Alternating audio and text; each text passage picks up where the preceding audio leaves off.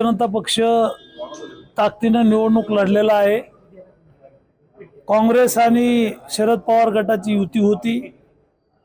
वेगवेगळे पक्ष वेगवेगळ्या विचाराचे एकत्र आले, मात्र भारतीय जनता पक्ष म्हणून आम्ही ताकदीनं एकटे लढलो आणि निकाल 1000% भारतीय जनता पक्षाचाच असेल।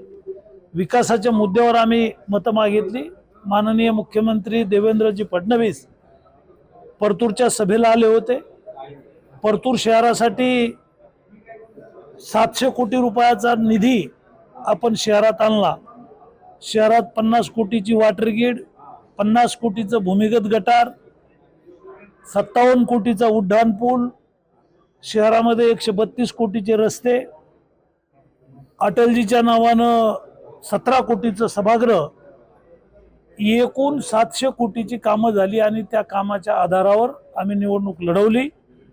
आणि मुख्यमंत्री महोदयांनी त्या दिवशी जाहीर केलं की पुढेही हे शहर टॉप 10 करण्यासाठी सरकार पूर्ण ताकदीनं या शहरात निधी देईल।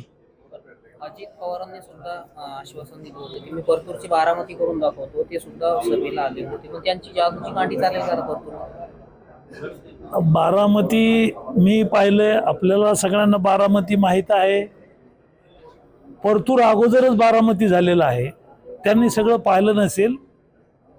मागच्या 5 वर्षात 700 कोटीचा निधी शहरामध्ये दिल्यामुळे शहराचा विकास झालाय। आणि शेवटी राज्याचे मुख्यमंत्री सांगतायत, तर राज्याचे मुख्यमंत्री हे प्रमुख असतात। शेवटी सर्वच पक्षाला सभा घ्यावा लागतात, सभेमध्ये बोलावं लागतं, पण विजय भाजपचाच आहे।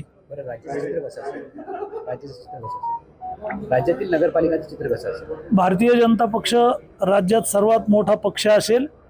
सर्वाधिक नगरपालिका भारतीय जनता पक्षाच्या निवडून येतील।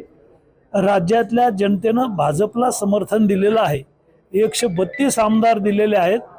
पुन्हाही आता नगरपालिकेत भारतीय जनता पक्ष नंबर 1चा पक्ष असेल आणि जालन्यातही भारतीय जनता पक्षाचाच महापौर होईल। भारतीय जनता पक्ष 10 जागा जिंकेल, सिंगल भारतीय जनता पक्ष 10 जागा जिंकेल। नगराध्यक्ष आमचाच होईल।